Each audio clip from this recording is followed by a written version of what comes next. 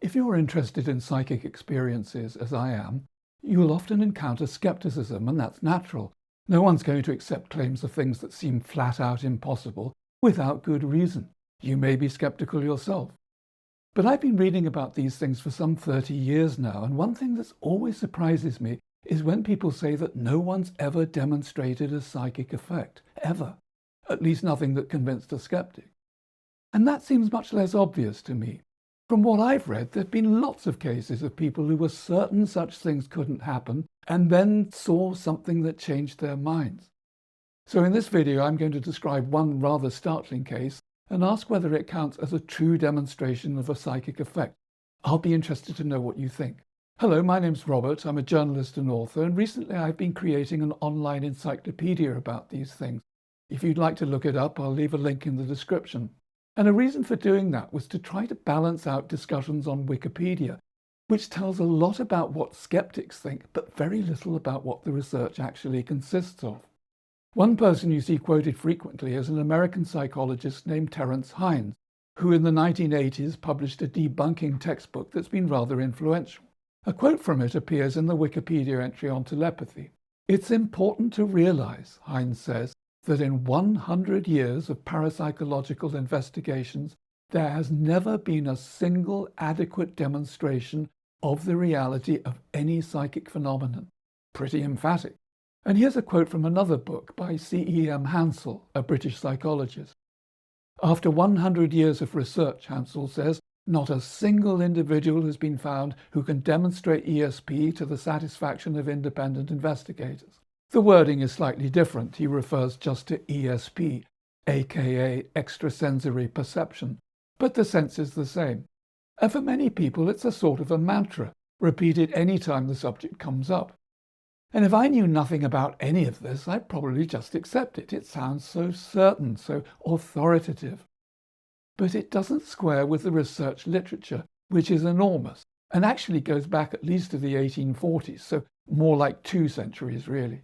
And in that time, there have been literally hundreds of cases of people demonstrating ESP and other psychic effects to investigators.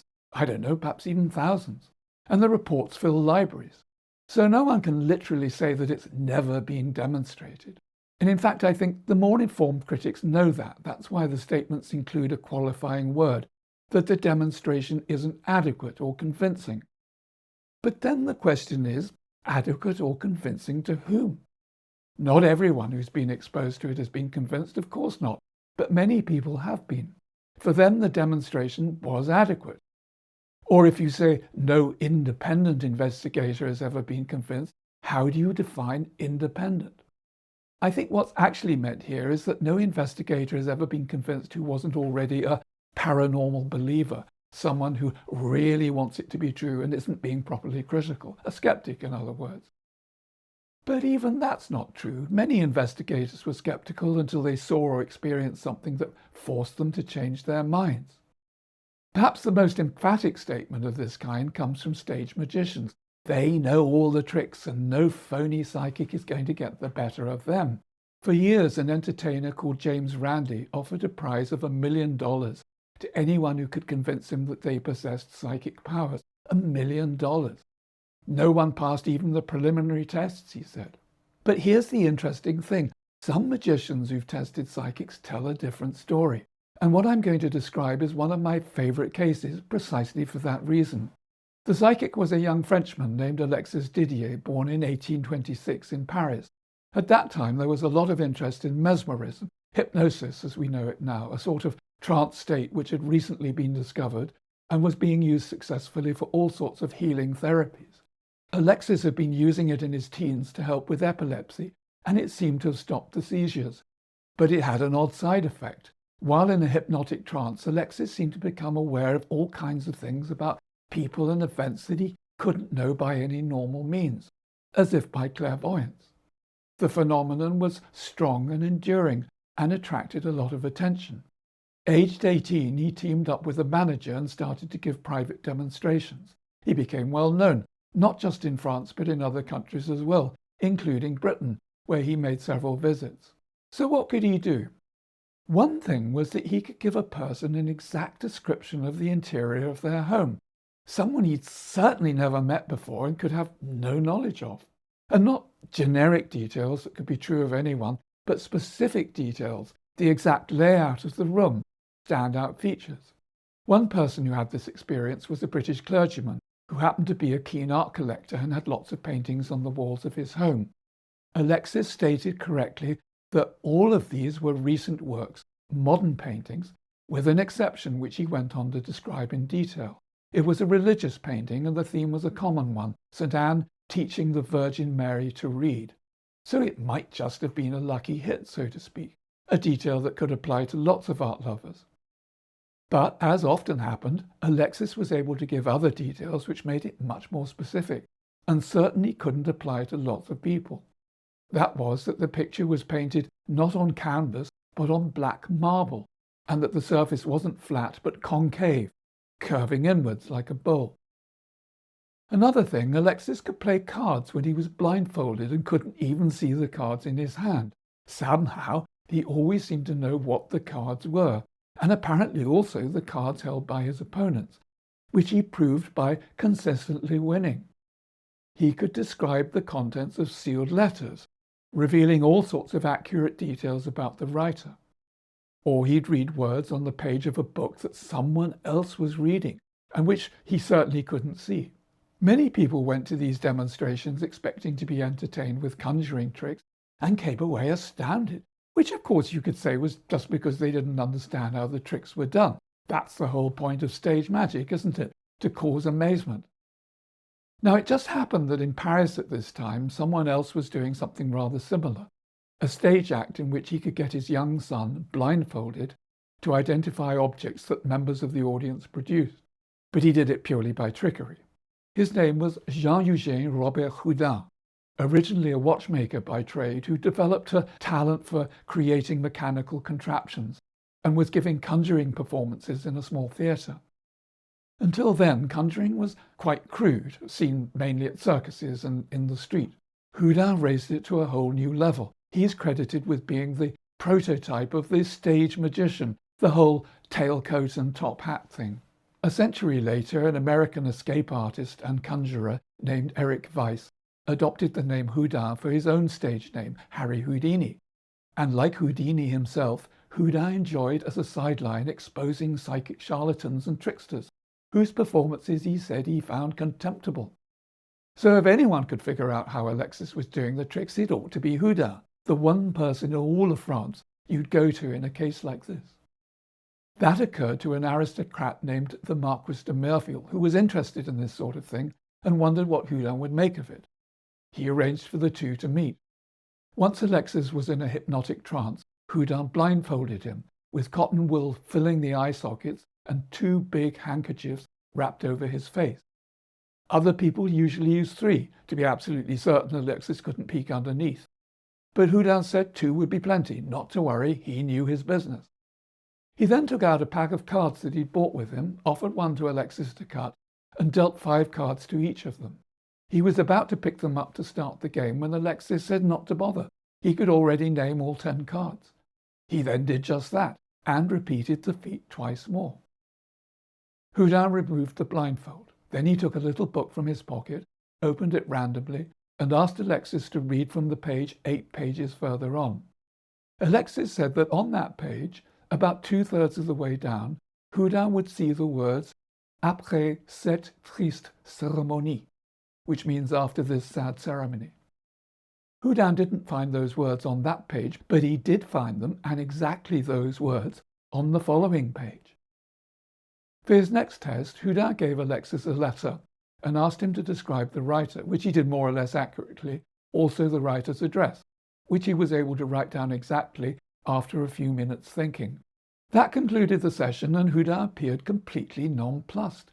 He told de Merville that his own card-guessing tricks were done by using cards that were marked or of slightly different sizes or arranged in particular ways, along with verbal codes and signals. But none of those were available to Alexis. He also insisted on the absolute impossibility of Alexis being able to see anything through the blindfold, which is often a weak spot in these sorts of tests, at least when not carried out by a conjuring expert. The next day he sent to Mirville a signed statement describing what Alexis had achieved and admitting that he found it impossible to explain in terms of conjuring tricks.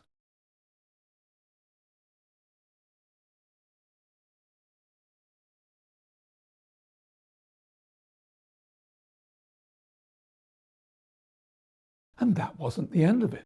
Some weeks later, Houdin wrote again, saying he'd been so shocked by what he'd seen that he'd gone back to see Didier a second time. This time, he said, he'd taken greater precautions, going with a friend to be sure that he wasn't being tricked.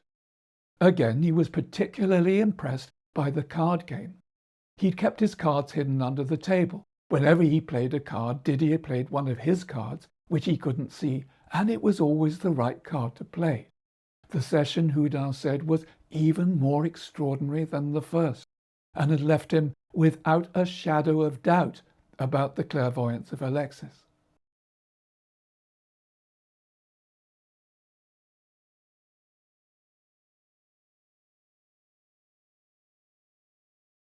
Okay, so what do we think about all of this? If I've described it correctly, and I think I have, does this count as an adequate demonstration of a psychic effect? Could we reasonably describe Alexis Didier as someone who can demonstrate ESP to the satisfaction of an independent investigator? If these words and definitions have any meaning at all, then I'd say yes. The famous stage magician at the top of his game, openly contemptuous of supposedly psychic performers, is the last person we'd expect to be taken in. Now, of course, we can say we're under no obligation to believe any of it. To be a truly scientific test, it would have to be in a completely sterile environment, like a science lab, to be sure there were no hidden accomplices or devices. The implication being, of course, that if it had been done under such conditions, any trickery would be obvious. Or you could say, perhaps the magician was just having an off day, just not properly on the ball. Perhaps even the greatest experts could be fooled some of the time. Another way might simply be to go after Houdin's credibility. Harry Houdini himself later regretted his early enthusiasm for Houdin after learning that he might have pinched other people's tricks. You might make something of that, I don't know, along the lines that it showed Houdin to be not completely honest, so his word is not to be trusted. A stage magician named Michel Seldau wrote a biography about Houdin and was obviously rather embarrassed by the whole Didier episode. He tried various tacks along the lines that when Houdin said he was convinced by Alexis, he didn't really mean it, he was just being ironic. Or alternatively, that he was a nice guy and he didn't want to expose a fellow conjurer, a poor struggling colleague. Or that anyway the correct answers were lucky guesses, or that most of Alexis's statements had been wrong, or even that anything apparently inexplicable was due to trickery that even Houdin wasn't skilled enough to understand. Now, there's absolutely nothing in the record of this incident to support any of this.